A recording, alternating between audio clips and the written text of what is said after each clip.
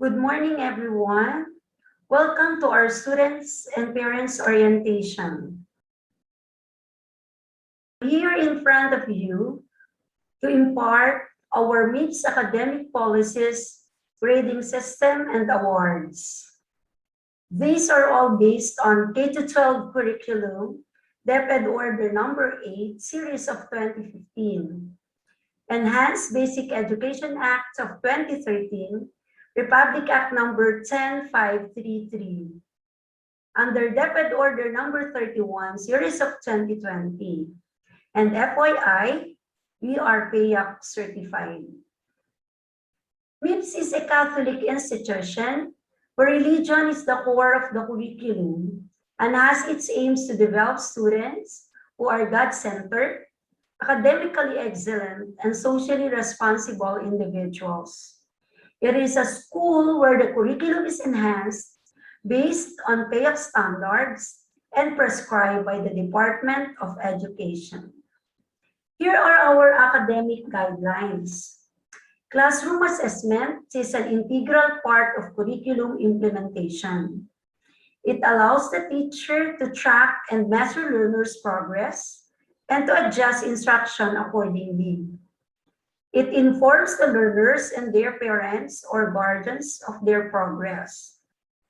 K-12 basic education policies use standards and competency-based grading system found in the Curriculum Guides 2016 and Most Essential Learning Competencies 2020. Formative assessment is about getting better. It should be specific, frequent, repetitive, and free from the restrictions of grading. It should target skills that are necessary to the attainment of learning competencies as measured in summative assessments. To evaluate students' learning at particular points in each quarter, summative assessments shall continue in the form of written works and performance tasks. Here are bases of grades from grade 1 to 10. The components are written work and a part of quarterly summative tests and performance tasks.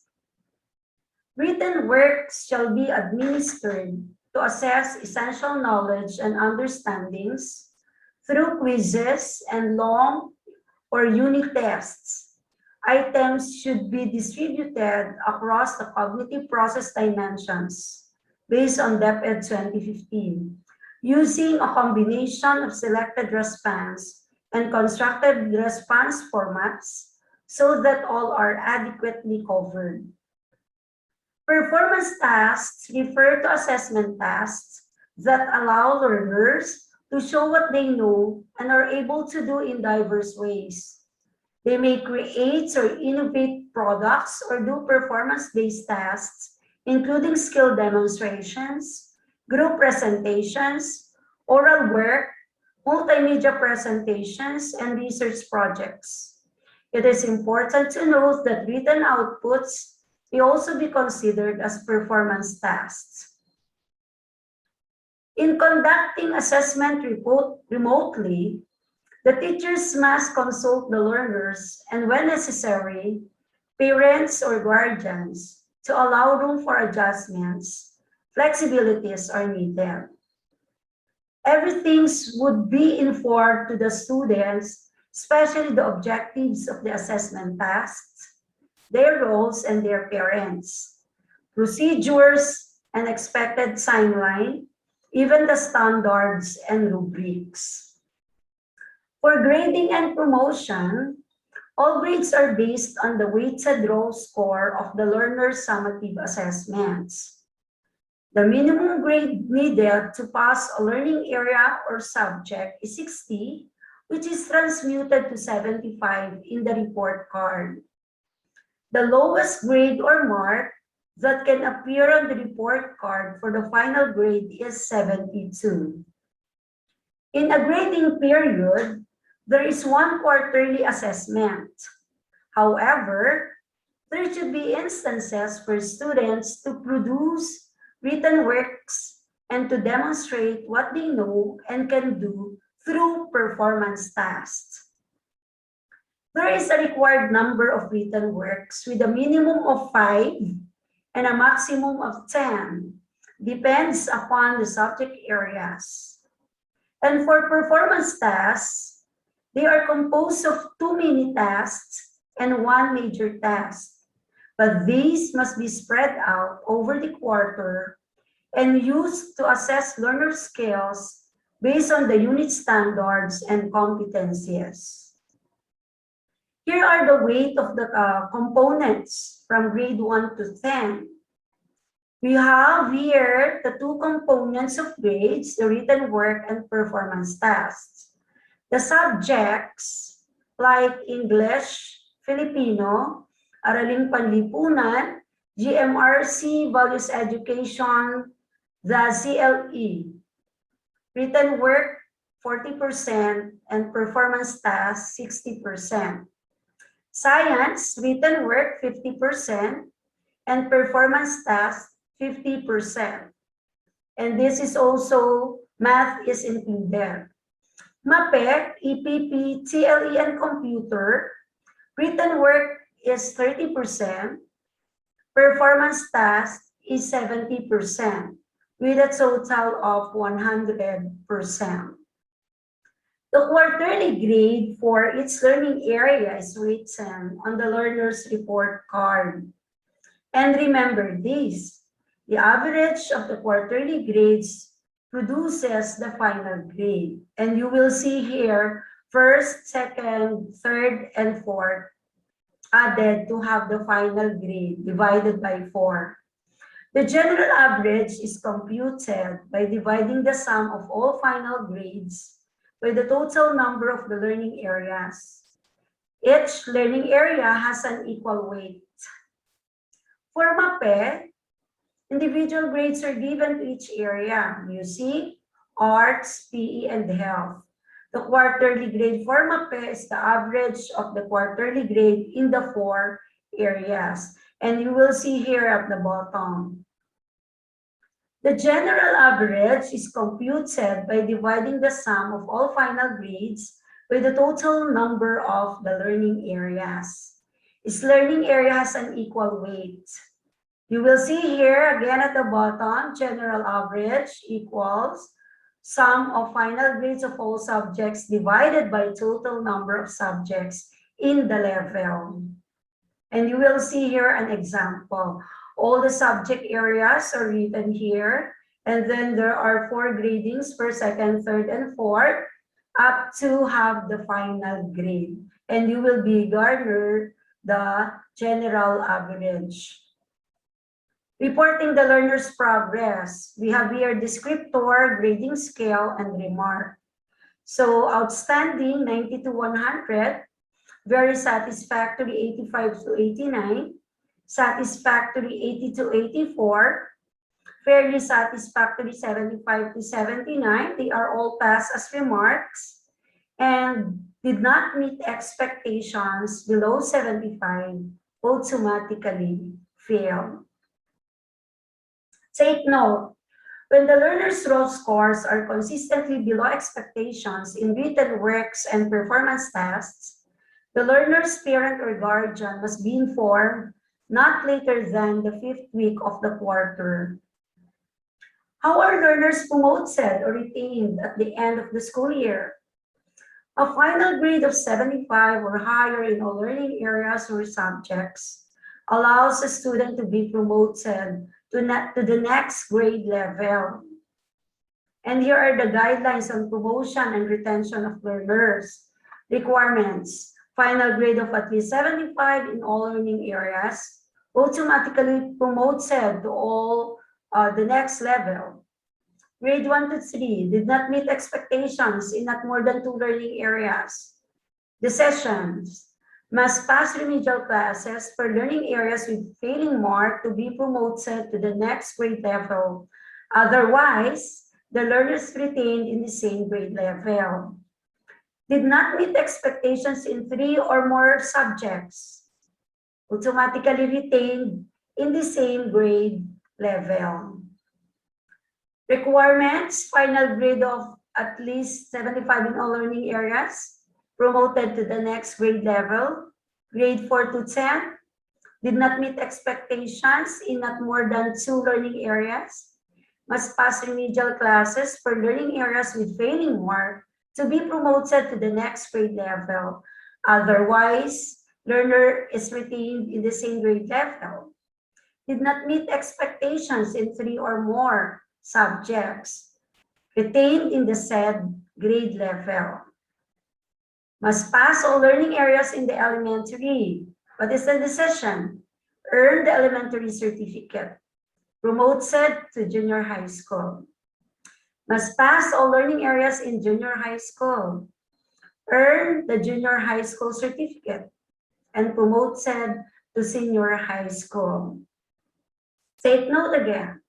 Teachers should ensure that learners receive remediation when they earn low scores, which are consistently below expectations in written works and performance tasks by the 5th week of any quarter. What is the recomputed final grade? Remedial class mark, equivalent of the final grade for remedial classes. Recomputed final grade, the average of the final grade at the end of the school year, and remedial class mark. Recomputed final grade equals average of remedial class mark plus final grade. That is in example, 85 plus 73 equals 158 divided by 2 equals 79 is the final grade. How to mark the values?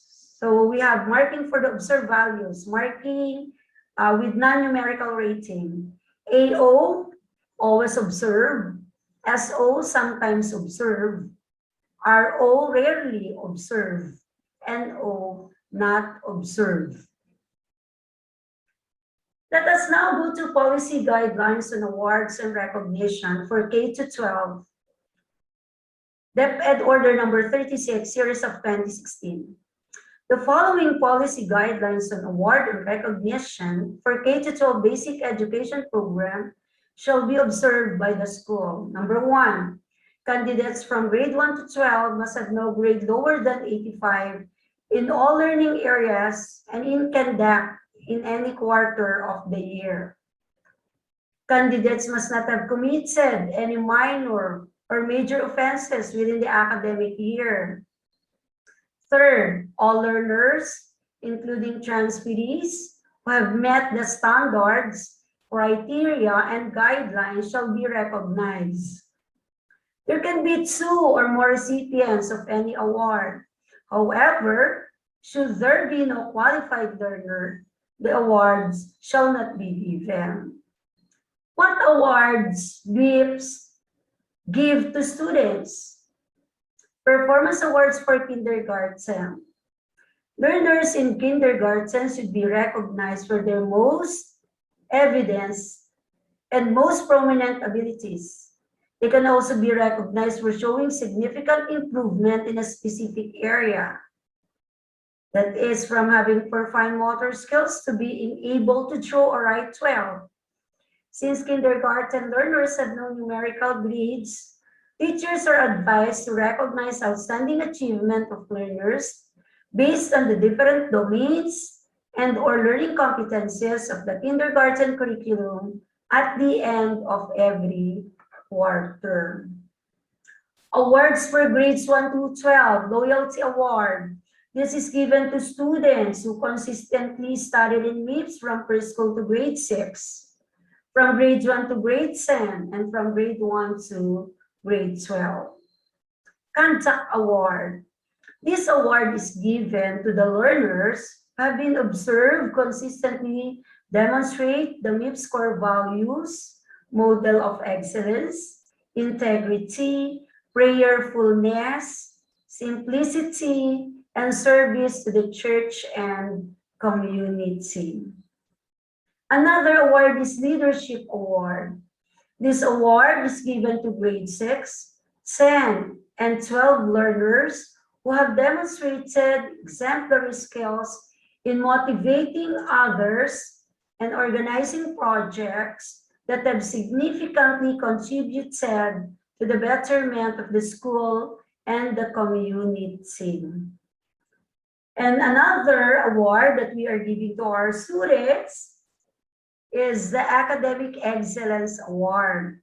The award for academic excellence within the quarter is given to grade 1 to grade 12 learners who have attained an average of at least 90% with no grades lower than 85% and passed all the learning areas, including conduct. Marian Model Award. This award is the highest award given by MIPSS to students who exemplary possess the 4 pillars of MIPSS and at the same time showed the core values of our institution. For your information, this is the Academic Excellence Award with highest honors 98 to 100%, with high honors 95 to 97%, with honors 90 to 94%. All candidates for honors must be of good moral character and have not been subjected to any disciplinary action within the current school year. Honor certificates will be given to pupil student who is not included in the achievers list if she does not have a grade lower than 85% in all subjects and in conduct in all quarters. Her general average is 90% or higher. Pupil or student subjected to disciplinary action within the school year is disqualified from receiving any award or honors at the end of the school year. Another information, quarterly summative test examination and other tests. There shall be 4 quarterly examination in all levels from grade 1 to 10. All the schedules are followed strictly. Quarterly examinations are announced through school website, parents, students, email, and even it is posted in class group chat. No early examinations are allowed. A pupil or student who fails to take any test or examination on the scheduled dates due to sickness, hospitalization, death in the family, emergency, or natural calamity should submit to the principal or class advisor an excuse letter and or medical certificate duly signed by the parent, guardian, or doctor before he or she is allowed to take a makeup test within 5 school days after reporting to school. So what's new for this school year? There will have a progress monitoring report a week before the quarterly summative test. This will be informed to students or parents through the checklist per subject teachers. Another, academic ease. Academic Ease Week is a period of time when students spend a week of relaxation and unwinding after every quarter. This primarily aims to give the students time to be refreshed and be rejuvenated in preparation for the next academic quarter. Secondly, this also aims to reward students for being diligent and responsible in accomplishing their requirements on schedule. However, students who have incomplete and unfinished tasks must use this time to accomplish their requirements. How academic is implemented? At the end of every quarter, the class advisor prepares a checklist of all written works and performance tasks of his/her advisees in all subject areas. Likewise, the subject teacher provides the class advisor with an updated list of students with incomplete quarterly requirements in his/her class. The class advisor then updates and reminds his or advisees of their status with regards to submission of quarterly requirements. Students who have completed all the assignments and activities are eligible to spend the week for academic tests.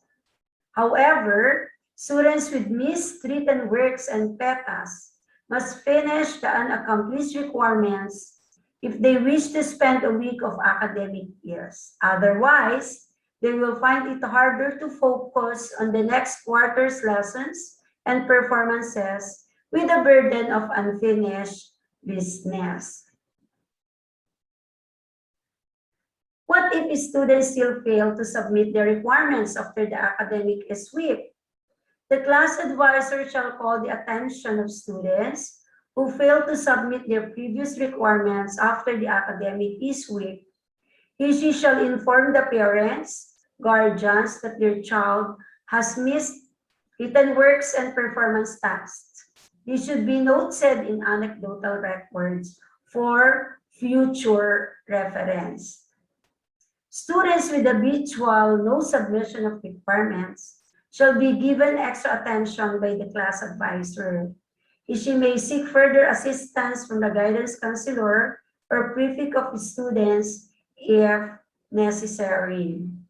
So, my dear parents and students, on the part of the students, you need to study diligently.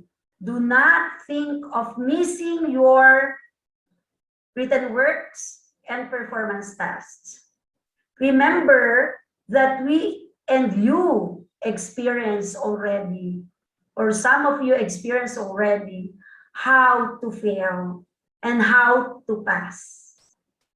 And for the parents, monitoring is very important.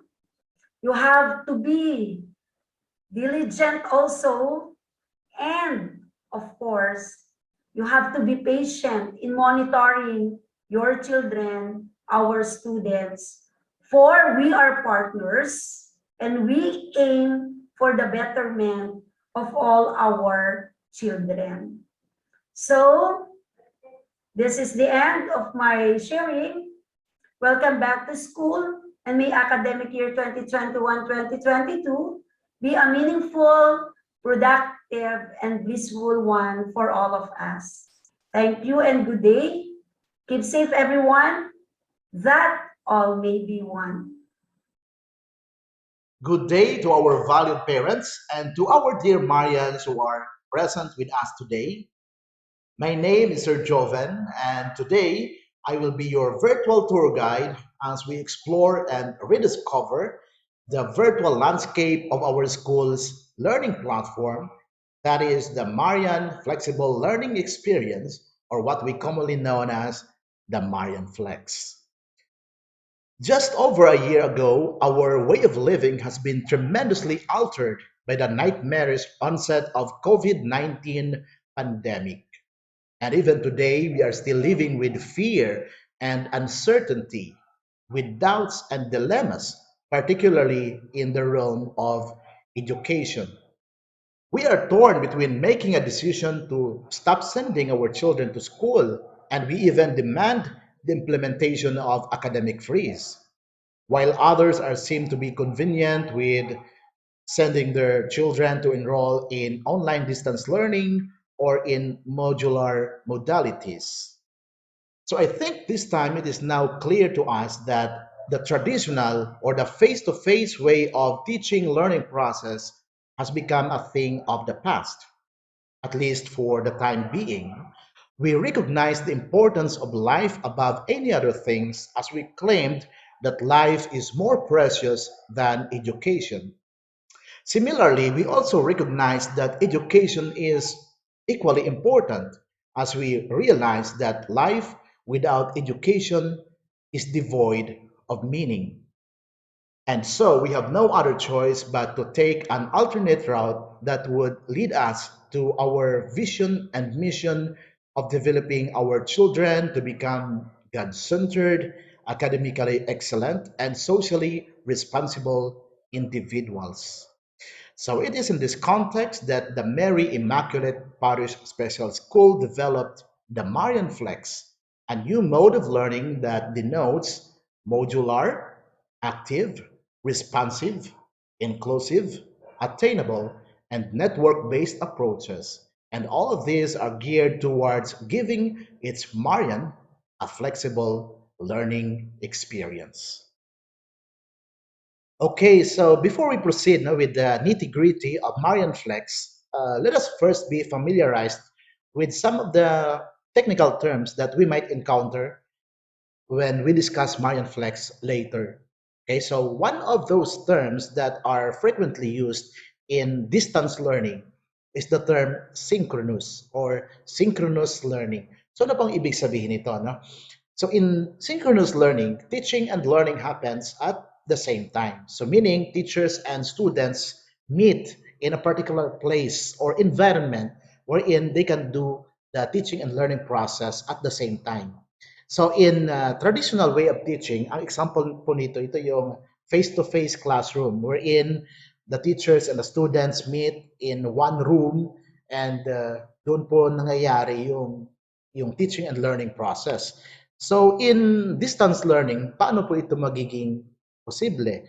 So of course, we have to use a medium of communication. So in online distance learning, we do the teaching and learning process using the same online environment. So ano po yung example ng paano mangyayari ang pagkaroon ng same online environment sa distance learning? So gagamit po tayo ng like Google Meet, ng Zoom, or gagamit po tayo ng video call ng Facebook Messenger or Microsoft Teams, no, among other platforms that we can use.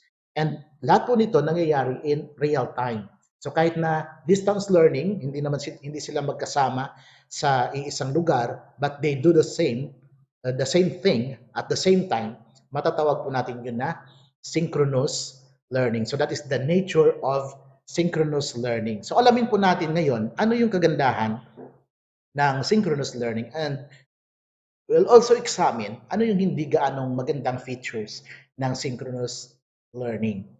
Okay, so let's talk about the advantages and the disadvantages. So in synchronous learning, ang isa kagandahan ng synchronous ay may real-time interaction. So if there is a real-time interaction between the teacher and the students, there is a possibility of exchange of ideas between them, no? So between participants. And kapag may pinagawa yung teacher na activity or any task doon sa mga students, ay agad-agad siya makapagbigay ng feedback in real time. And questions and confirmations are addressed promptly. Okay, so kapag may hindi naintindihan yung estudyante, agad-agad siya makapagtanong and agad-agad din naman siyang masasagot ng kanyang teacher. And this is done using a fixed schedule. So alam ng teacher at ng estudyante na during that time, kailangan nilang mag-meet. Okay? So ano naman po yung mga disadvantages or yung hindi masyadong maganda kapag nag-synchronous ang isang school? So it requires online capable device. No? So ibig sabihin po ng online capable devices, ito yung mga high-end laptops, o high quality personal computers, yung mga matataas na spec ng tablets or ng cellphone wherein pwede nilang gamitin sa online meetings. And also, of course, it requires a fast or stable internet connection. If one of these things are not met by the student, ay affected po yung kaniyang pag-attend doon sa synchronous meeting. Okay? So yun po yung positive side and the negative side of doing synchronous learning. Next po, if we have synchronous learning, meron din tayong tinatawag na asynchronous. And of course, asynchronous is the opposite of synchronous. Okay, so anong features ng asynchronous learning? So there is no real-time interaction between the participants. So pwedeng ang teacher makapag-assign ng activity or task sa student na ito, ganitong oras, pwedeng ibang oras gagawin ng estudyante. And this could happen using pre-recorded video like this one na yung napapanood ninyo ngayon is an example of a pre-recorded video na common na ginagamit sa asynchronous learning or online or offline modules. So, ang atin po mga modular students ay most of the time ay asynchronous learning ang kanilang approach. And this is also a self-paced learning. So discuss natin later on ano yung nature ng self-paced. So alamin din po natin ano yung advantages and disadvantages ng asynchronous learning. So unahin po natin yung advantages. Students can learn at their own pace and schedule. So ano pong maganda dito? So pag sinabi po natin na own pace, we are talking from the perspective of the student. So pwede natin sabihin na student-paced. So pag student-paced, ibig sabihin, pwede siyang mag-dwell sa mga particular items na hindi niya agad-agad maintindihan. Okay? Kasi meron tayong iba-ibang pace, no? Meron tayong fast learner, meron din tayong mga not so fast learner. So ito, ang kagandahan ng asynchronous ay magagamit ng mga estudyante ang kanilang learning preference. And less time pressure for teachers and students since hindi nila kailangan mag-meet at the same time, nabawasan na yung element ng time pressure. Then students can focus more on specific topic which requires more time to digest. So yun po yung nabanggit natin kanina na in self-paced, kapag ang estudyante ay medyo mabagal bago niya maintindihan ang isang topic, okay lang na mag-dwell sa doon ng medyo matagal na oras sa kanya maintindihan. Then less requirement for stable internet connection. O minsan kahit na wala tayong internet connection, as long as we have the module or we have the handouts na naibigay na sa atin, we can now study at our own pace. And teachers and students spend less time in classroom or online environment. So walang masyadong demand sa paggamit ng computer or paggamit ng cellphone or hindi kailangan ng masyadong maraming load sa data kasi less na yung time pressure sa pag-spend sa same online environment. Ano naman yung hindi masyadong maganda kapag asynchronous? Of course, there is no real-time interaction between the teachers and students. So kung walang real-time interaction, kapag may gustong i-clarify ang isang estudyante, hindi agad-agad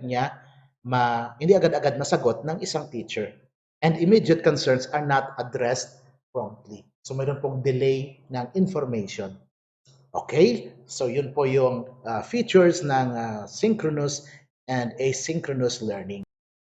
Okay, so the next term here is self-paced learning. So ano pong ibig sabihin ng self-paced learning? So a self-paced learning refers to a learning style wherein students can take the time and pace that suit their learning preference instead of relying on a structure that was set for them by a teacher or trainer. So in this context, no, self-paced learning means that whenever there are lessons or activities given by the teacher to the students now can freely manage their time and pace in order for them to meet the deadline. So again, ang self-paced ay hindi po excuse para ang bata ay hindi gagawa ng assignment niya kasi ang akala niya sa self-paced ay hindi na siya affected or influenced ng time, ng element ng time. So kailangan niya pa rin gumawa ng kaniyang assignment or activities but in his or her pace para makapag-submit siya on schedule. So yun po ang ibig sabihin ng self-paced. So alamin din po natin what are the advantages and disadvantages of self-paced learning. So in self-paced learning, there is less time pressure. So maganda siya kasi hindi ganun ka-demanding sa time. But of course, we are not completely eliminating the element of time pressure. And no need for a fixed schedule kasi ang schedule ng self-paced ay flexible. Then improves memory. So nakakatulong din siya na mag-improve ang memory ng isang estudyante because nakakapag-aral siya na nakakapag-focus siya sa mga topics na madali niyang maintindihan and suitable for different learning styles and preference. So kung ikaw man ay fast learner or slow learner, okay, bagay na bagay sa iyo yung self-paced kasi sarili mong bilis. Then, ano naman yung mga disadvantages ng self-paced learning? So, there is no physical presence of a teacher or trainer. So, ibig sabihin, hiwalay ang estudyante sa teacher niya. So, when it comes to questions and clarifications, hindi agad-agad maibigay sa bata. And it requires a medium of communication with the teacher or trainer. So kailangan nga na mayroon pa ring means of communication for clarifications and feedbacks.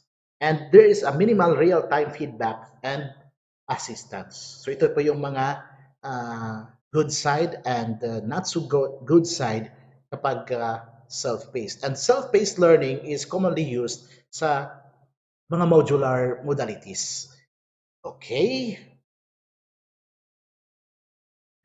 So, let's now proceed no, to i-discuss na po natin anong ibig sabihin ng Marian Flex. So, Marian is a distinguished name given to each and every student enrolled at our school, the Mary Immaculate Parish Special School. And in honor of Mama Mary, it is used as an acronym for the new mode of learning, which denotes modular, active, responsive, inclusive, attainable, and network-based approaches. And all of these are geared towards the purpose of giving each Marian a flexible learning experience.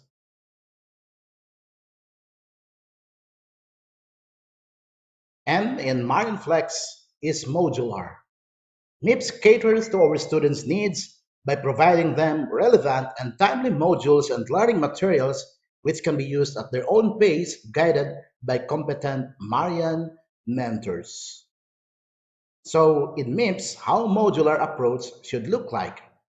Teachers utilize specialized instruction that allows students to use learning modules in print or in electronic digital copies. So in MIPS, learning modules may be adapted from DepEd's available learning materials or may be personally designed by the subject teachers. So during our in-service training, our teachers were given webinar and trainings on how to develop or create their own learning modules. So how can students access the printed materials from the school? So learners access the printed documents by picking up from a predetermined access point or through a door-to-door delivery, whichever is applicable. So in MIPS, our access point is the school itself, wherein student or parents can pick up their learning modules on scheduled basis. Or they may opt also to let riders or lala movers pick up their modules. And of course, the delivery fee must be shouldered by the parents or students. And teachers are responsible for guiding, assisting, and monitoring students' progress. Of course, this is one of the duties of the teachers. And students may ask for teachers' assistance through email, SMS, or any means of communication during their scheduled classes. So our modular students, kahit na sila ay modular, meron din po silang schedule na sinusunod na on schedule, they can communicate with their subject teachers. So for some questions, clarifications, or kung ano man mga feedbacks na kailangan nilang mapag-usapan ng kanilang mga teachers. And teachers shall do home visitation whenever possible for students who need remediation or assistance in person. Of course, this is one of the features of modular approach. But unfortunately, last year this was not possible because of the restrictions of IATF. So bawal ang magkaroon ng home visitation. So let's try to explore the possibility this year if the restrictions may change. No? So pwede rin naman ang gawin natin sa modular ay students mismo ang pupunta ng school.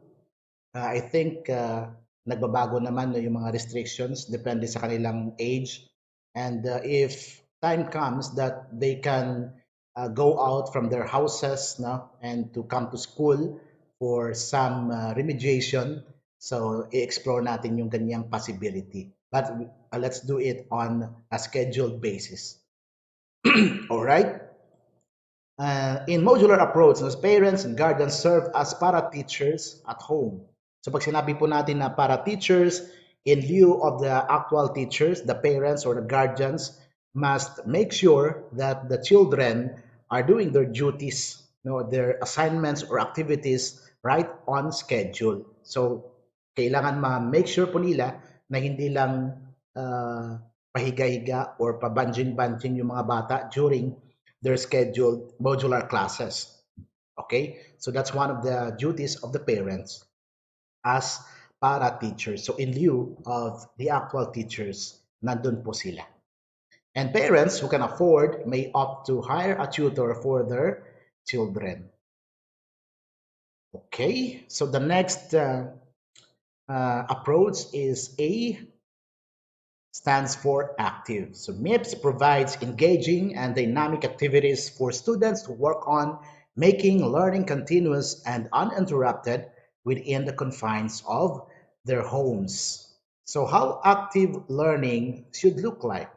So in active learning, teachers are facilitators of learning rather than one-way source of information. So in active learning, the students do most of the activities instead of the teachers doing most of the lectures or discussions. And teachers provide lectures or discussions and activities wherein learners can engage in problem solving, cooperative learning, and writing exercises. So ito yung mga paraan para magkaroon tayo ng active teaching and learning process. And teachers also provide engaging and stimulating activities by putting the students at the center of the learning process. So in MIPS, we are student-centered rather than teacher-centered. Okay, and R in Marian Flex stands for responsive. So MIPS promotes social responsibility among students because we value inclusivity and are sensitive to the needs of our community. So how responsive teaching learning should look like? Teachers step in and out of learning activity to support the individual needs of each student. So nilalagay po natin ang sarili natin sa katayuan ng mga bata para mas madali natin silang maintindihan. And teachers provide assistance and share strategies to help students advance their abilities until they become independently able to complete the task on their own. So ang role ng teacher dito sa pagiging responsive ay support o auxiliary para maging mas matuto at makatayo sa sariling paa ang mga estudyante. And teachers provide intellectual, moral, and spiritual assistance and create a new avenues to draw upon a learner's strengths, interests, and aspirations. So simply put, teachers put themselves on the shoes of the students in order to experience how they feel and to see and understand from their point of view their struggles and difficulties. So in doing so, it will be easy for us teachers to lend a helping hand and respond to students' needs by putting the oneself to the shoe of another. I in Martin Flex stands for inclusive. So MIPS recognizes the need for a flexible learning experience that respects diversity of learners, encourages participation and connection, and considers a variety of learning styles and preferences. So in MIPS, we understand that each student has different learning needs and capabilities. Uh, Tayo nasa special school, no? So that is one of our strengths as a school. So teachers specialize instruction to suit the learning needs and preferences of each and individual students. So alam natin, no, we believe in Howard Gardner's theory of multiple intelligences, and we understand na ang bawat bata ay may kanya-kanyang preference sa pag-aaral na nakadepende sa kanyang dominant na intelligence. So meron po tayong visual intelligence. So ito po yung mga student that they prefer using pictures, images, or spatial understanding. Ito yung mga gustong nakikita nila kung ano yung sinasabi ng teachers. That is why yung nababagay na para ng pagtuturo sa kanila is gumagamit ng visual aids, ng pictures or moving films or videos. Okay? And we also have musical or auditory intelligence. Ito naman yung mga student that they prefer using sound and music. So minsan, napapagalitan natin yung bata na sinabihan natin na mag-aral, then sabi niya nag-aaral siya, pero nakikita natin meron siyang earphone or headphone na lagay sa tainga. And pinapagalitan natin kasi sabi natin nakikinig lang naman siya ng music. But that's their way of learning better at mas maintindihan nila yung pinag-aaralan kapag may naririnig silang music. And also, some students have verbal intelligence, yung dominant, na gusto nila yung kanilang pinag-aaralan ay nababasa nila o na naririnig nila through verbs, no? Both in speech and in writing. At meron naman tayong mga estudyante na ang kanilang dominant intelligence ay physical or kinesthetic. So students prefer using their body, their hands, and sense of touch. Kaya minsan sa classroom, napapagalitan yung mga estudyante na habang nagle-lecture yung teacher, ay kalabit siya ng kalabit sa classmate. Kasi maaring yun ang kaniyang paraan na madali, para mas madali niya maintindihan, no, yung tinuturo ng teacher, bodily or kinesthetic. And we also have logical or mathematical intelligence. Ito naman yung mga estudyanteng mahilig sa numbers. So they prefer using logic, reasoning, and systems. Ito yung mga magagaling sa math. And we also have social intelligence. So ito yung mga estudyanteng they prefer to learn in groups or with other people. Kaya mas gusto nila kapag may activity ay group activity. Okay? And we also have solitary intelligence. Yung gusto natin pag nag-aaral tayo, tayo lang mag-isa. So they prefer to work alone and use self-study. So ito yung mga nababagay, I think, na intelligence kapag kumuha ng modular modality. Okay? So ito po, no? So we teachers understand that each and individual students has his or her learning preference depending on the dominant intelligence na mayroon ang isang estudyante. Okay? And teachers give performances and activities that encourage participation not only between fellow students but also involve members of the family and community. Okay, that is why kapag nagbibigay tayo ng performance tasks, minsan nagugulat kayo siguro na parents na bakit kayo involved or bakit kailangan pang lumabas ng bata and to be with the community para magawa yung kanilang activities. So this is one of the approaches na meron po tayo kasi tayo po ay inclusive. Okay, and the best example po nito is the inclusion of SPED students as well as the adult night high school students to regular students. And this is MIPS concrete way of showing inclusivity in education. So wala po tayong iniit sa puwera or wala po tayong nire-reject. So tayo po ay inclusive school. So kung ang ibang school po ay pinagmamalaki that they are an exclusive school, MIPS po ay inclusive school. Okay. The second A in Marian Flex is attainable. So MIPS offers concrete, measurable, realistic, and contextualized educational goals by employing flexible and developmentally appropriate teaching strategies and platforms. So how attainable teaching and learning is attained.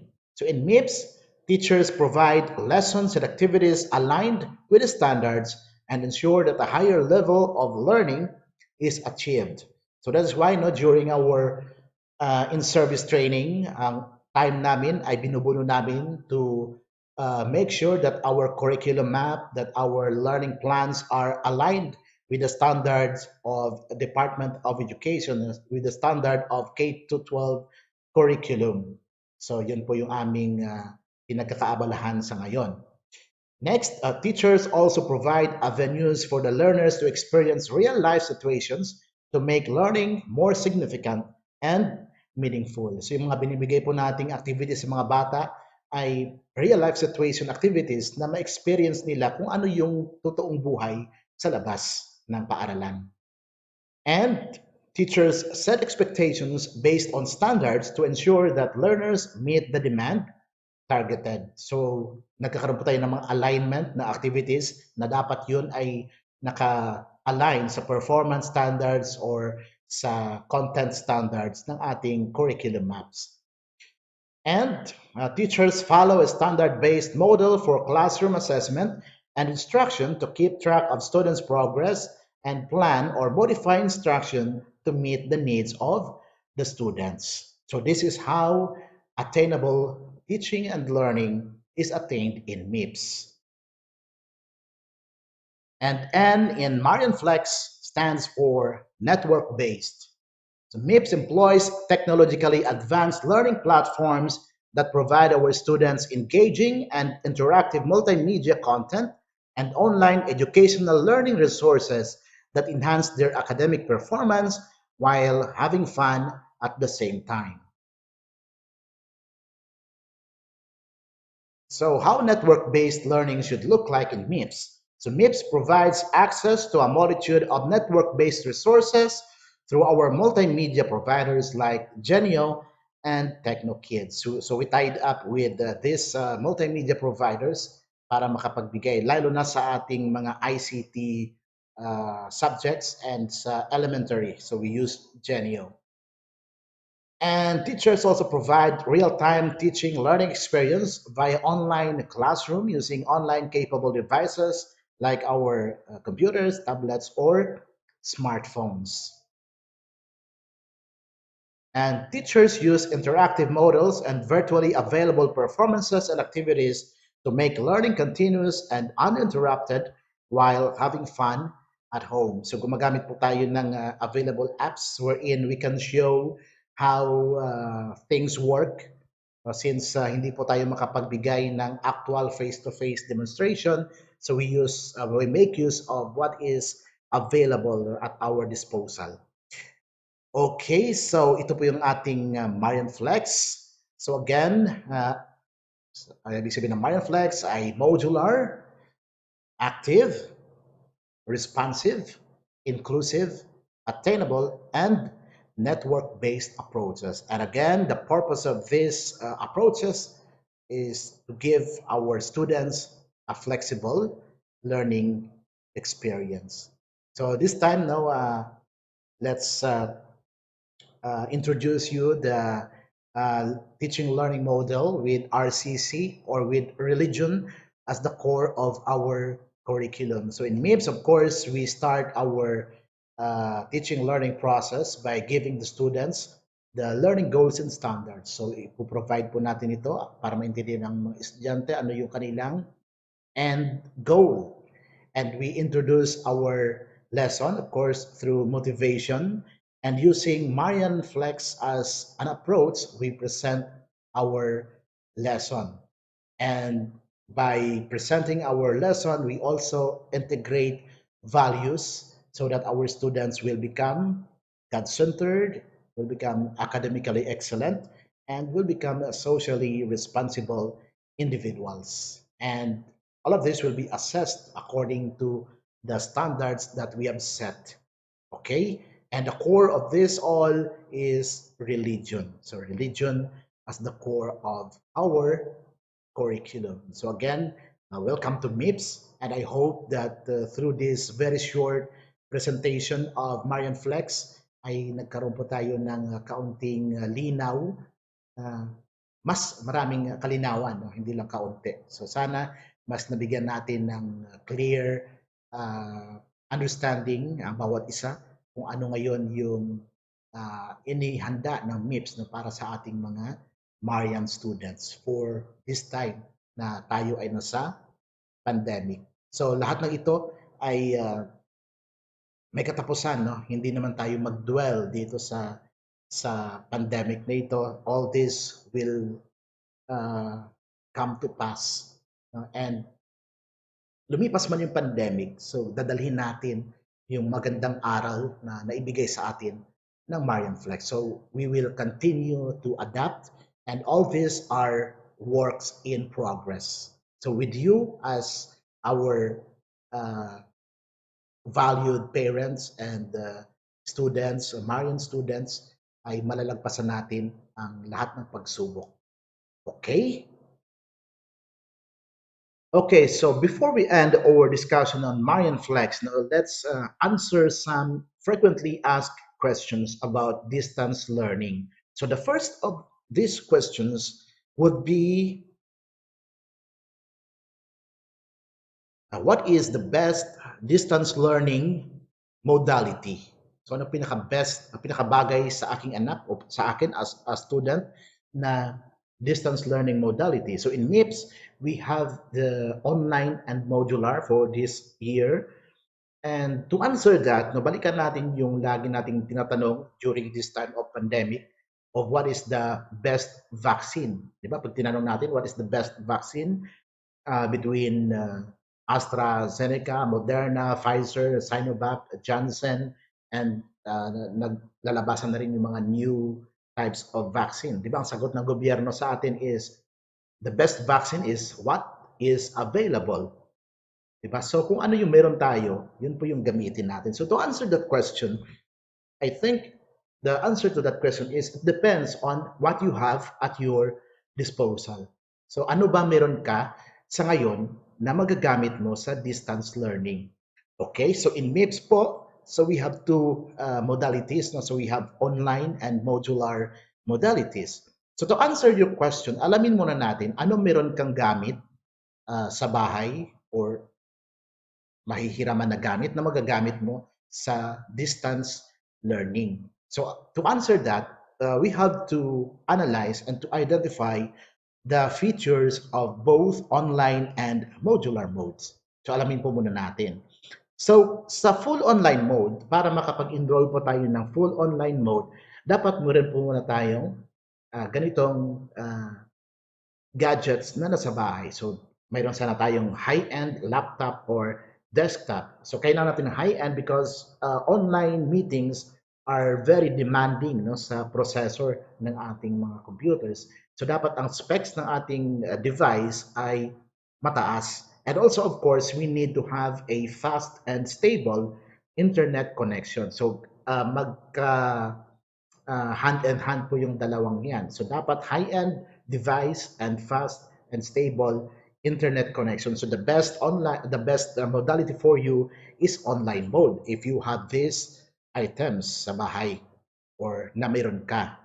And also, kung wala namang laptop or desktop, you can still enroll in online modality if you have high-end tablet or smartphone. So kahit cellphone lang na mataas yung spec and you have a stable or fast, reliable internet connection. So the best modality for you is online. So make use of that. So kung mayroon po kayo nito, we encourage you to enroll in online mode. Okay, so alamin din natin anong characteristic ng modular.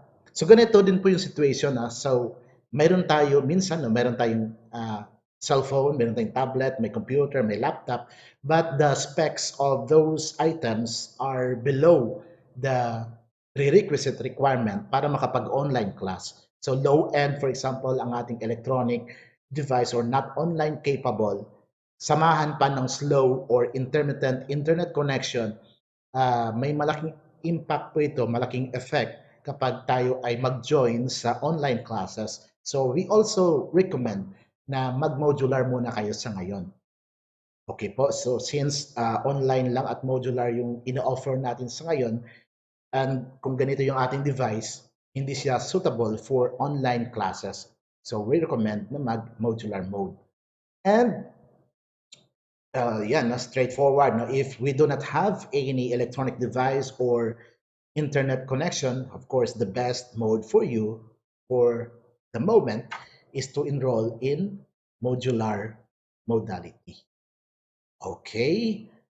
All right. Okay, so to sum up, no, ano yung features ng modular at online? Bakit tayo mag-enroll sa modular at sa online? So ganito po yun.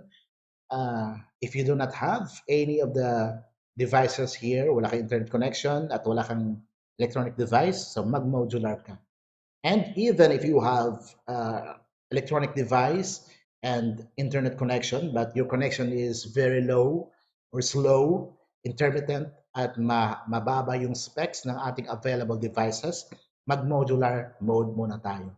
And para makapag-online mode, dapat ay very reliable internet connection, fast and stable, and we have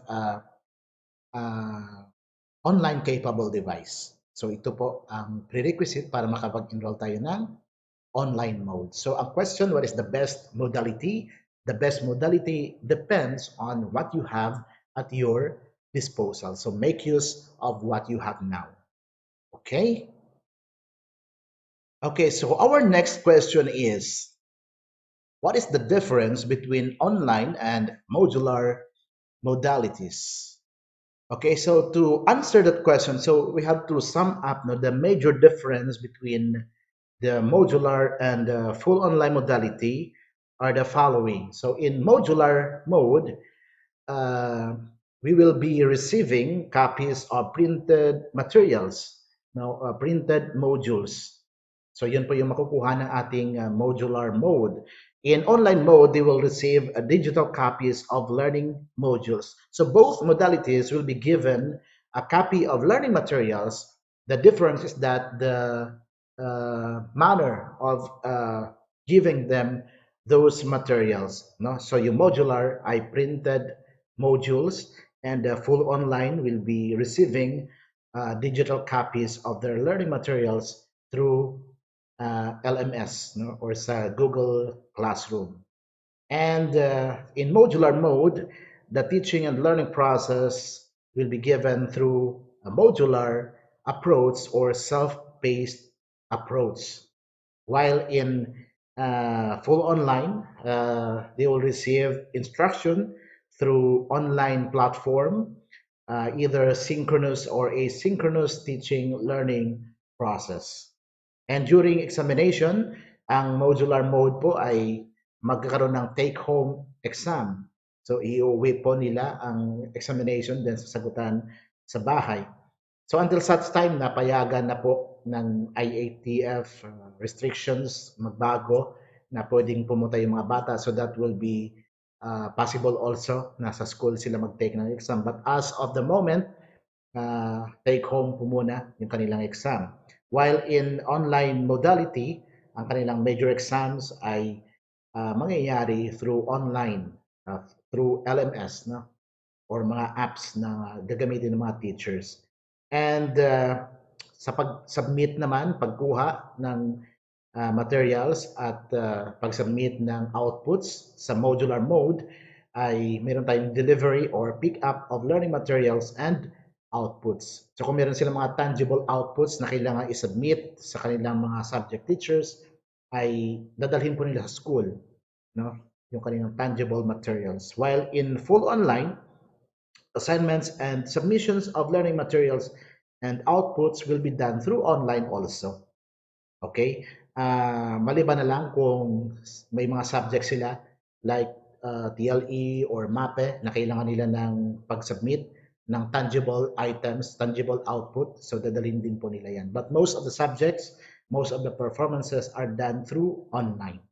So yan po yung major difference between modular modality and a full online modality. Okay, for our next question, what if I want to change modality? So, from online to modular and vice versa, no, from modular to online. So, ano po yung proseso natin if students request for change of modality? So, medyo tricky po ito, na medyo complex po ito since this year we are trying to um, control our students from changing modality kasi minsan nagbabago na sila ng modality from like online to modular since ang kanilang mga classmates, mga friends nila ay nag-modular. So this time, gumawa po kami ng steps kung paano po ang pag-change ng modality. So for example, you are a modular student and you wish to uh, transfer to online kasi nagkaroon ka na ng maayos na computer or maayos na internet connection. So ano po yung proseso natin? So una, we'll check no, if conditions for online mode are met.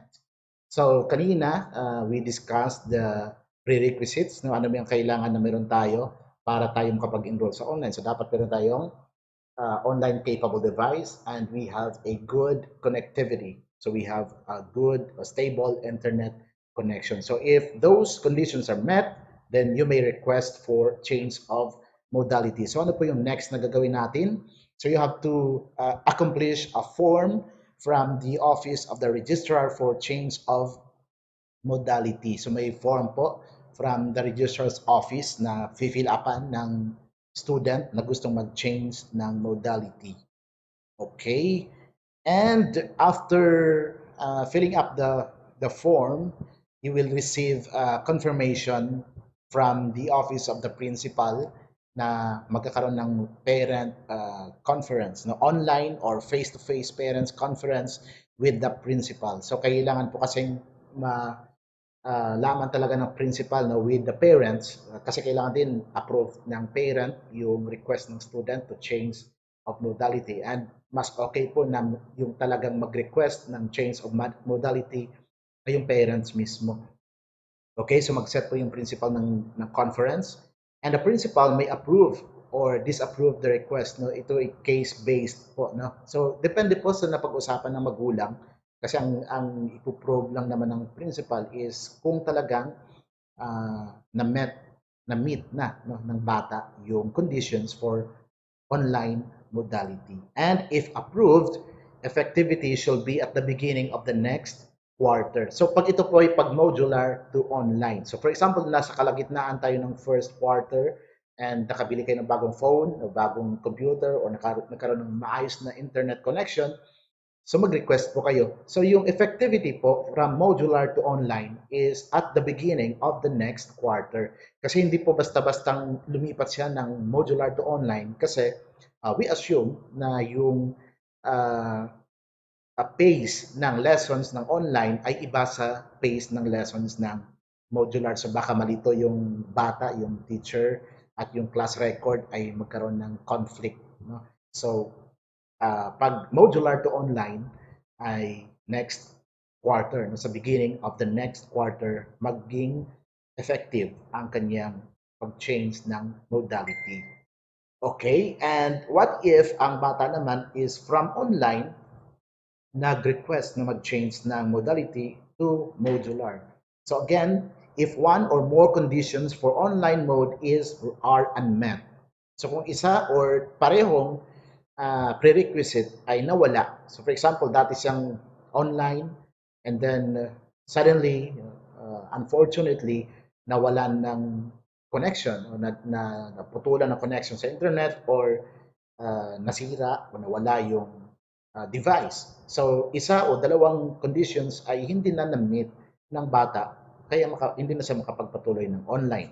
So ang next, of course, is to accomplish again, no, a form from the office of the registrar for change of modality.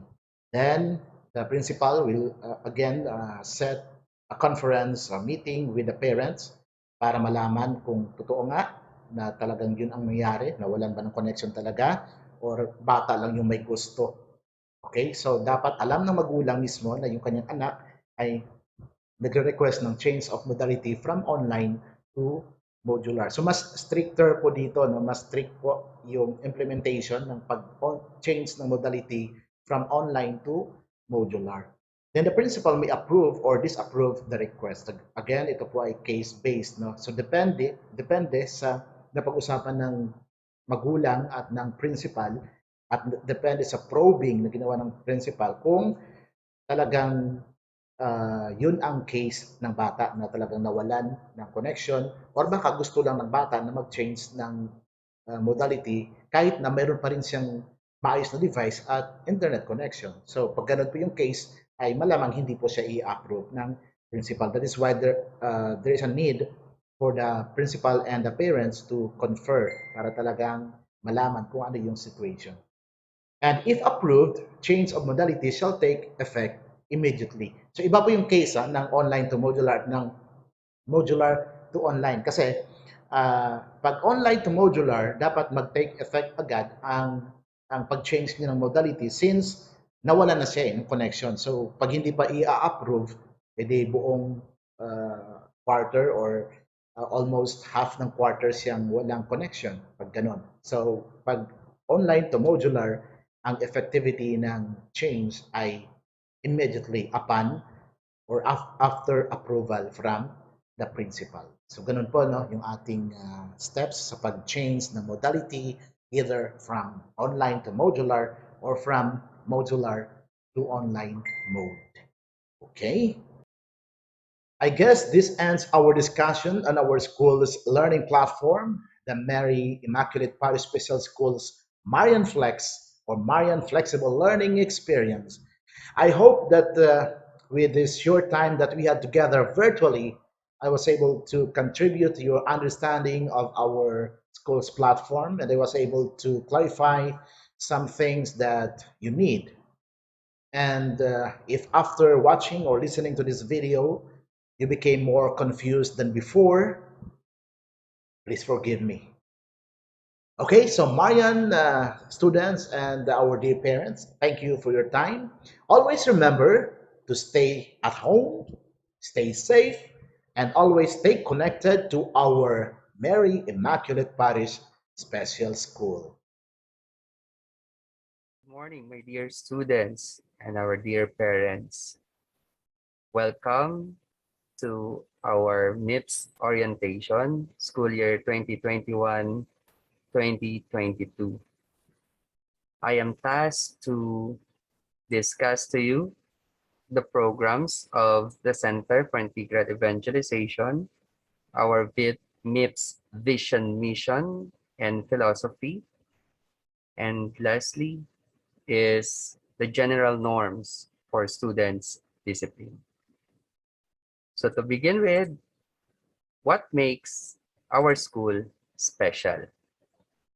The uniqueness of a school, ang pagiging special of a certain school, ay makikita natin in their philosophy, vision, and mission.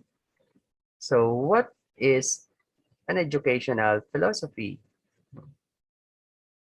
When we talk about educational philosophy, it is a statement that identifies and clarifies the beliefs, values, and understandings of individual or group with respect to education. A philosophy of this sort is critical in defining and directing the purposes, objectives, and focus of a school. And a philosophy of education may influence what subjects or topics being taught, how they are taught, and perhaps more importantly, the supporting beliefs and values that are taught both implicitly and explicitly within and around the core curriculum. So in MIPS, of course, we are using the Teac standards with the approval of the Department of Education. So now here is the MIPS philosophy. So a Catholic education is an expression of the mission entrusted by Christ to the church founded. Through education, the church seeks to enable its members to proclaim the good news and translate this proclamation into action. It started during the time of Christ when Jesus entrusted his ministry to his apostles, no? And from the apostles to the church, and from the church to the school. That's why the school is the evangelizing arms of the church. So the school is founded on the idea that education should contribute in the development of sound moral and spiritual values necessary in becoming God-loving individuals and worthy citizens of our country. MIPS believes and follows the Marian virtues as well as the Second Plenary Council of the Philippines regarding love and preferential option for the poor. So the school caters to both the regular and children with special needs in the parish and the neighboring communities who desire for holistic Christian education. So here are the virtues of the Mama Mary na dapat bawat isang mga estudyante should imitate, no? Most pure, most prudent, most humble, most faithful, most devout, most obedient, most poor, most patient, most merciful, most sorrowful. So this is all part of the MIPS philosophy.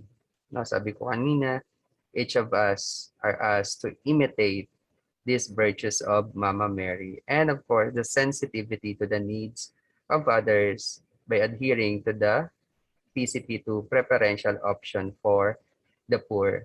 So kung mapapansin natin, our three pillars no, are based on the MIPS philosophy of education because this is the mission of our school. So now we proceed to the vision. What is vision? So vision statement is a public declaration that the school or other educational organizations use to describe the high-level goals for the future, what they hope to achieve if they successfully fulfill the organizational purpose or mission. A vision statement may describe a school's loftiest ideas, its core organizational values, its long-term objectives, or what it hopes its students will learn or be capable of doing after graduating. So ito po yung vision, our vision. So Mary Immaculate Parish Special School, guided by the charism of unity, envisions the development of a God-centered, academically excellent, and socially responsible community of learners with Mary as model.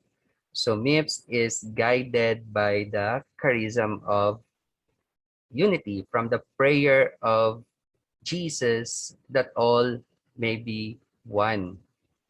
So MIPS is founded by a Focolare priest, no?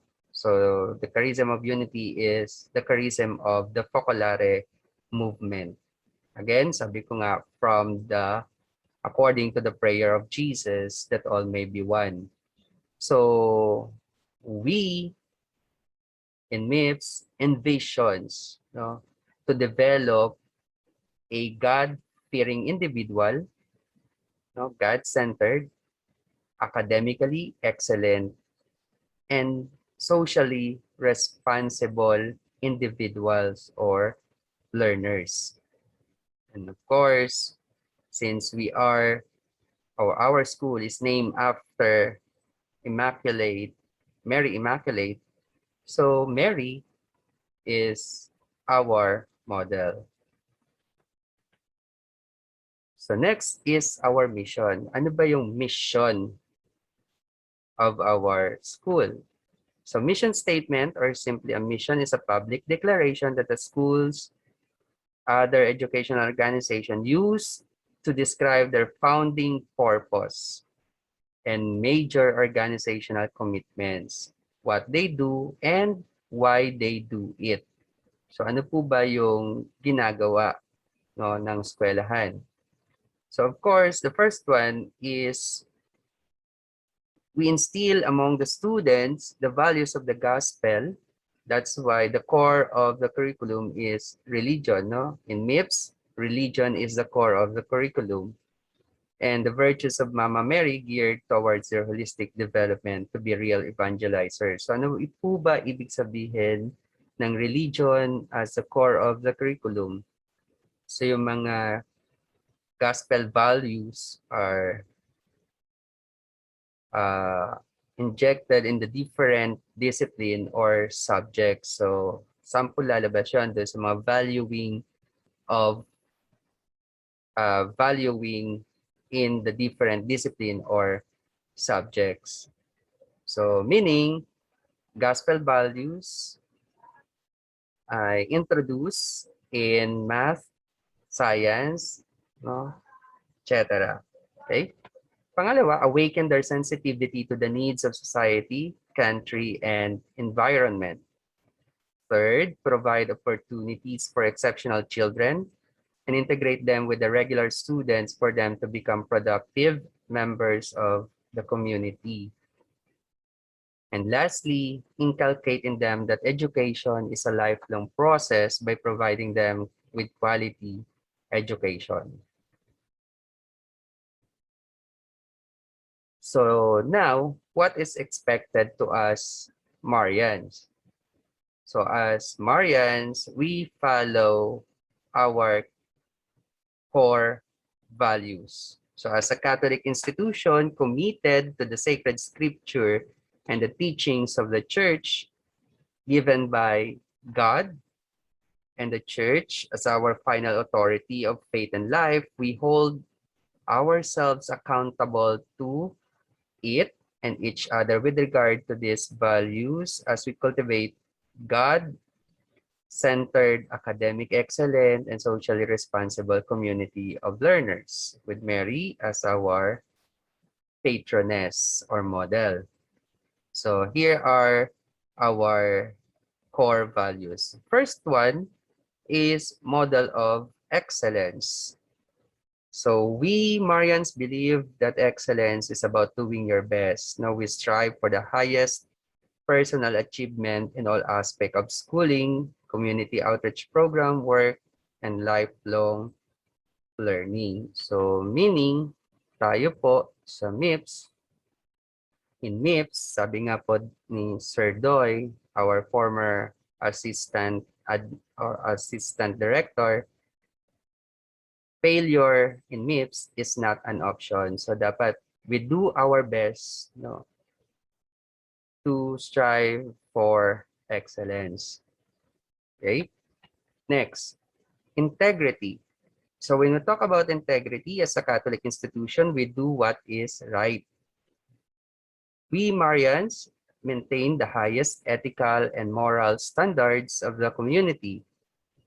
As a vital measure of integrity, we Marians consistently honest and trustworthy, open and transparent in decision-making process, and consistent in school policies and action, doing what is right, no, kahit na walang mga nakatingin sa'yo. That is integrity. So of course, as a Catholic education,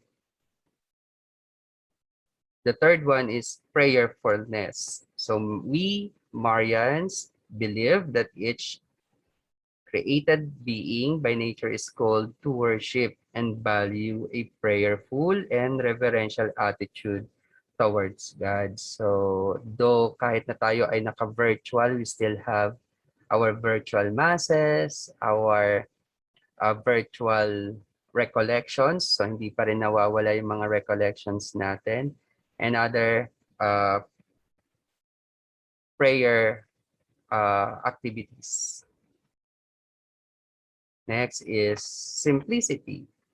So the best things in life are easy, simple, and free.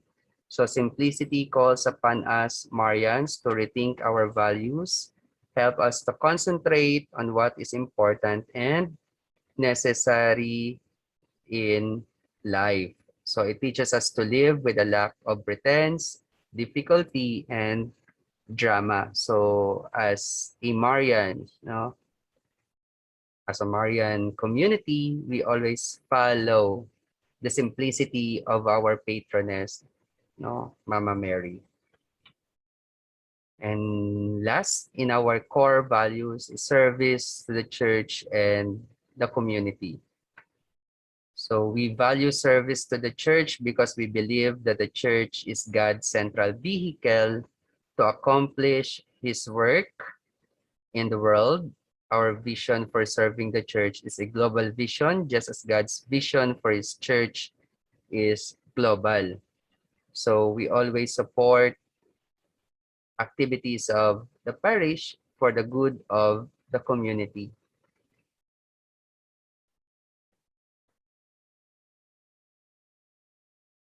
Okay, so now we proceed to the programs of the Center for Christian Formation and Integral Evangelization. So CCFIE is divided into 3 offices. So we have the religious education program. So ano po ba yung religious education program? So we offer Christian formation from preschool to senior high school. So we have the CLVE or the Christian Living and Values Education classes from preschool to grade 10 and theology 1 to 4 in the senior high school. Second is the office of the campus ministry, who is in charge in the different liturgical activities of our school. So kabilang po dyan yung ating mga misa, the different feast celebrations, solemnities. So that's all part of the campus ministry. And of course, last is for our outreach program. In charge is our pastoral ministry.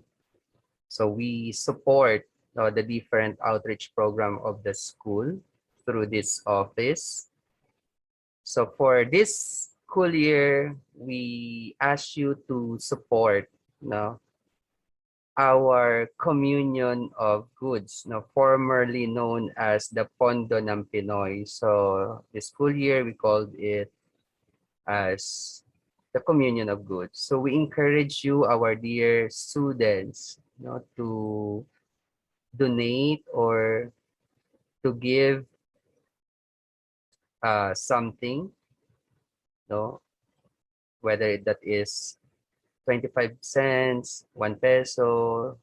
It depends on your generosity to still continue supporting our Pondo ng Pinoy or our communion of goods. Okay, so kapag nakaipon na po kayo ng inyong bottles, you can bring it here sa school, or you can directly deposit it in our account. So that's why, so these programs is focused, or adhering to our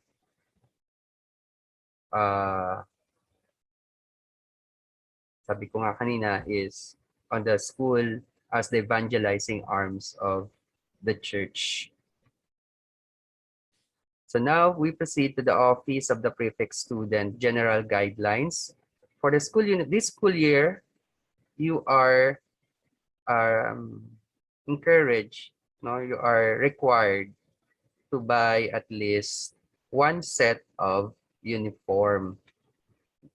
Okay, for the preschool, boys, navy blue shorts, white polo jacket with MIPSS patch, white socks, then black leather shoes. For the girls, gray and white checkered jumper skirt, white blouse with MIPSS patch, white socks worn slightly above the ankle, then black leather shoes. Of course, during ODL, kahit wala na po tayong kahit hindi na po tayo naka-shoes, or naka socks. For the primary grades 1 to 3, boys navy blue shorts, white polo jacket with MIPSS patch, white socks, then black leather shoes. And for the girls, gray and white checkered skirt with blue and yellow stripes, white blouse with MIPSS patch, checkered bow tie, short white socks, black leather shoes. For the intermediate grades 4 to 6, boys navy blue pants, white polo jacket with MIPSS patch, plain white undershirt, tuck in, then white socks and black leather shoes. For the girls, gray and white checkered skirt with blue and yellow stripes worn 3 inches below the knee. White blouse with MIPSS patch, checkered butterfly ribbon, plain white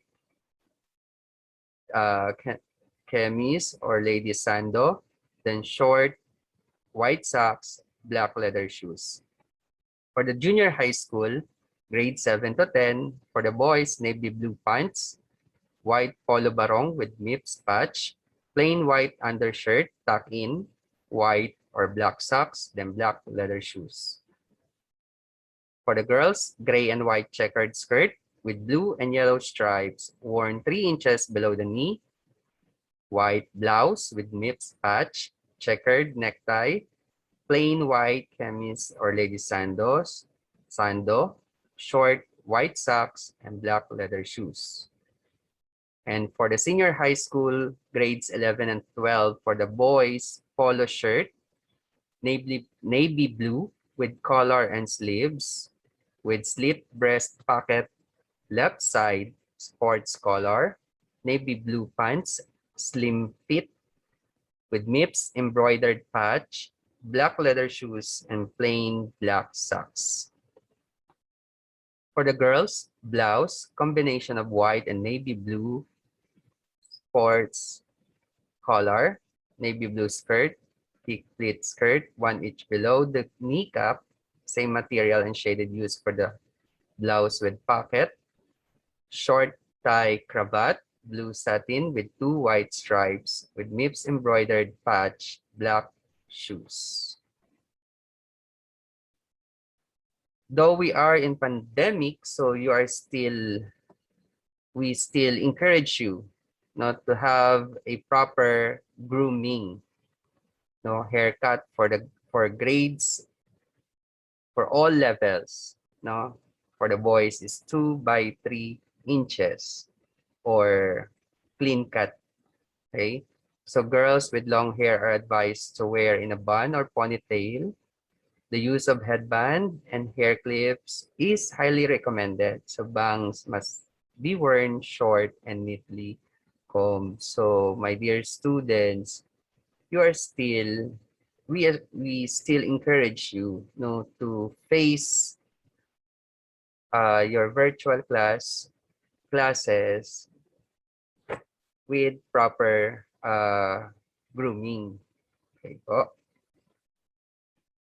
So attendance and punctuality. So a pupil or student who incurs absences more than 20% of the prescribed number of class or laboratory periods during the school year or term should be given a failing grade or no credit for the course or subject. So a pupil or student will be marked absent if he or she did not attend 2 or more subjects. So this school year, kung ikaw ay absent sa isa or dalawang klase, virtual class, and then pumasok ka sa pangatlo, you are still marked absent. Okay po. So dalawang klase or tatlong klase, absent ka doon, tapos isa lang yung inatenan mo. So again, you will be marked absent. Okay? So a pupil or student who has been absent from his or her class needs to present a digital excuse letter stating the reason for his or her absence and signed by the parent or guardian when he or she returns to school or in our virtual classes. So after a prolonged absence due to illness, student or pupil must present his or her medical certificate to his or her class advisor. So any prolonged absence from school, 3 days or more, must be reported by the parent or guardian to the class advisor, who in turn informs the prefect of students or principal. Habitual absence is considered a major offense. Absentees are held responsible for any lesson or classwork given during their absence. So in case of prolonged absences due to sickness, they will be given a list of topics, lessons, assignments, tests, and or performance tasks they missed. So the pupils or students will coordinate with their respective subject teachers for the schedule of makeup tests or activities. And for the suspension of classes may be suspended kahit na po tayo ay naka-virtual due to the following reasons: inclement weather or natural calamities. Ano po yan? Strong rain, typhoon, flood, earthquake. So we still follow kapag may typhoon, yung automatic suspension, yung signal 1, signal 2, 3, 4. So susundin pa rin po natin yon. Then civil or political disturbance or disturbances or similar threats thereof, like rallies, demonstrations, public transport, strikes, or announced by IATF. Kung merong announcement ang IATF na no classes, so we follow that. So fire, bomb threats, required seminars for all teachers. Yan. Possible po yung suspension of classes. But still, teachers will announce to you know, whether it is suspended or synchronous or asynchronous yung classes. So the following school officials are authorized to suspend classes or make announcement regarding class suspension. So ito lang po sila. Kapag merong announcement po yung school director, principals, or representative duly authorized by the administration. So sila lang po yung pwedeng mag-suspend ng klase. So let's now proceed to the general norms of conduct. By the way, lahat po ng dinidiscuss ko are still taken from our student handbook. So discipline and orderliness inside the classroom or virtual classroom. So discipline inside the virtual classroom provides the necessary atmosphere conducive to the teaching learning process. Therefore, students are expected to follow virtual classroom rules and regulations. Virtual classroom routine and procedures are discussed with the students during classroom orientation, and these rules have to be observed consistently. So, of course, if you are in the full online modality, you are expected to open your video all the time. Okay po. And of course, you have to maintain discipline, no, in your virtual classroom. So disciplinary measures employed by the school. So the school employs the following disciplinary measures when students misbehave or do not adhere to school rules and regulations. Of course, first is our oral reminder. Second, those who commit minor offense. For minor offense, yung mga offenses under minor offense, you can check our student handbook. So kapag nakakommit ng minor offense, you will be receive a digital disciplinary notification form. Kapag major offense naman, this is a parent conference, no, with digital disciplinary warning form.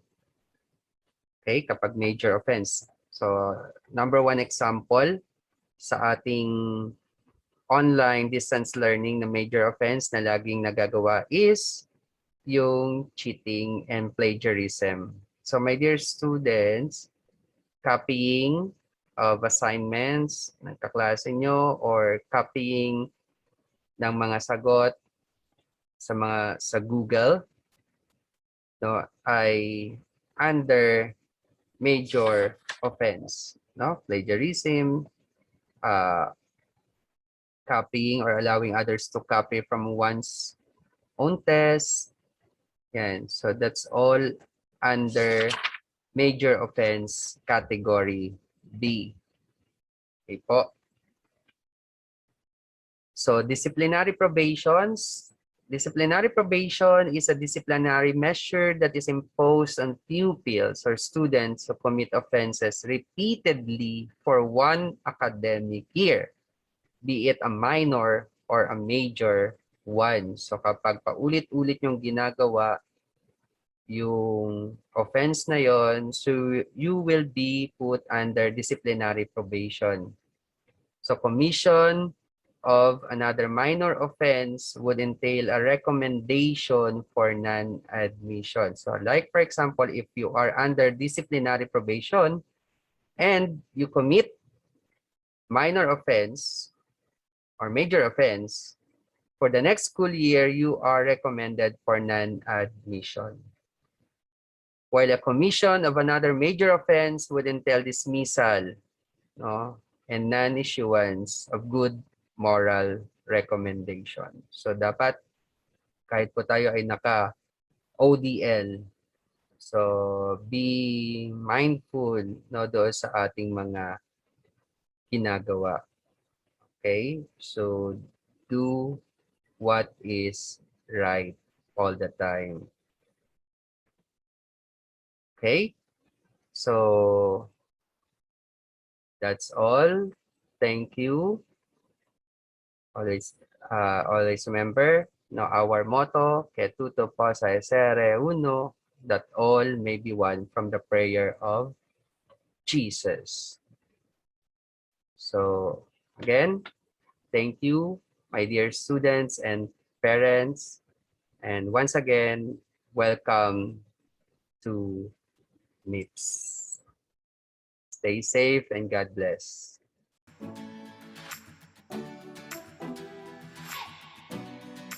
Good morning, everyone. I'm Ms. Rio Daba. I'm here to explain to you about some policies of the Office of the Registrar. First of all, I would like to remind you again that there is an easy steps online enrollment. First, you have to go to mipss.campuslink.com.ph, and for the all student, you have to type your student number that reflected on your school ID. Remember, not the LRN, the student number. And after that, edit if you have any changes or update in your previous information, like the age of your child, the modality, and your email addresses. And for the new student, just fill out the form with the needed information. And after submitting the form, you have to get the reference number for the easy transaction. So, this is the example of the student reference number. But anyway, tapos na po yung enrollment days natin. Hopefully, next year po, gamitin na po natin itong proseso na ito. Okay, so what are the documents that can be requested from our office? The SF10 or the Form 137, the SF9 or the Form 138, or ito yung tinatawag na Digital Report Card or the DRC. Good moral certificate, the EEC certificate, the enrollment certificate, recommendation for colleges and universities, extracurricular certificate, leadership certificate, certificate of graduation, diploma, and CAV.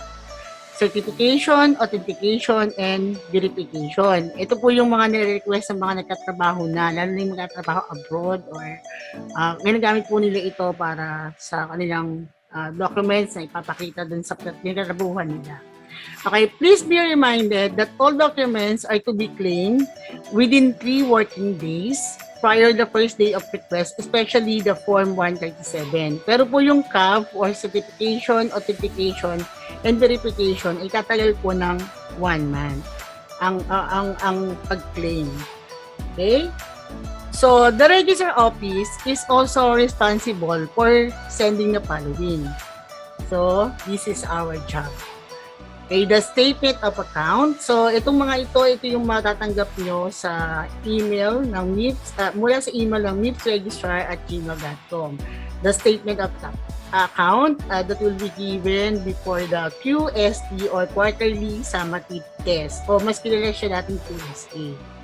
Okay, the digital examination pass, the digital report card, certificate of awards. So, meron pa rin tayong mga contest like literary, arts, and musical competition for this ODL.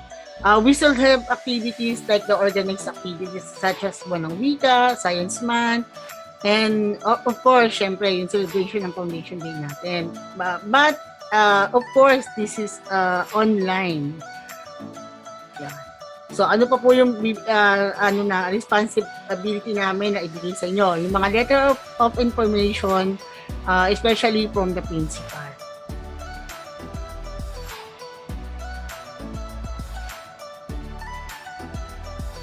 And lastly, the DSC or the Digital Student Clearance.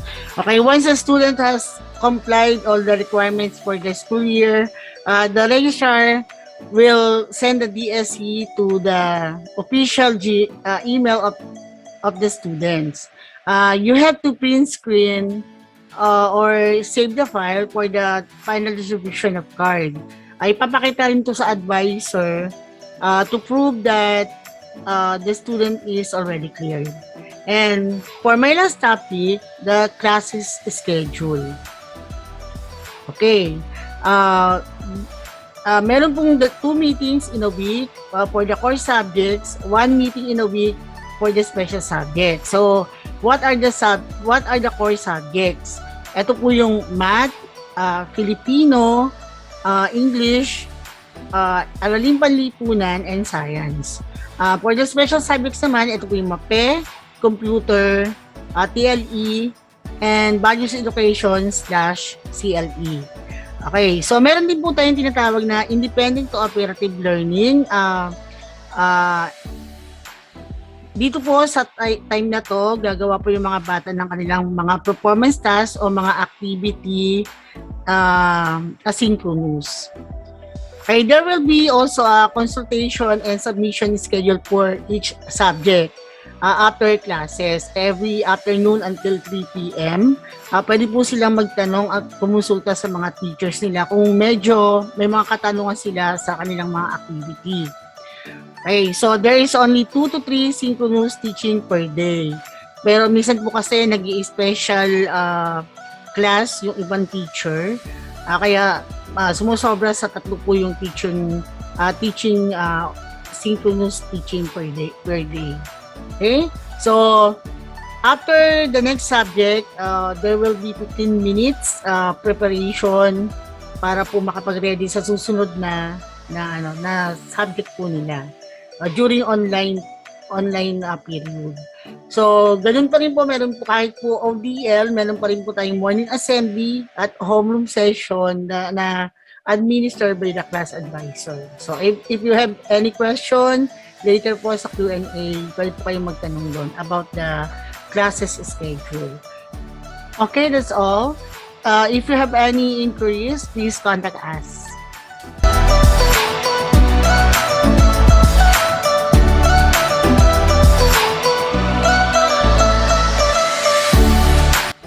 God bless you all and keep safe.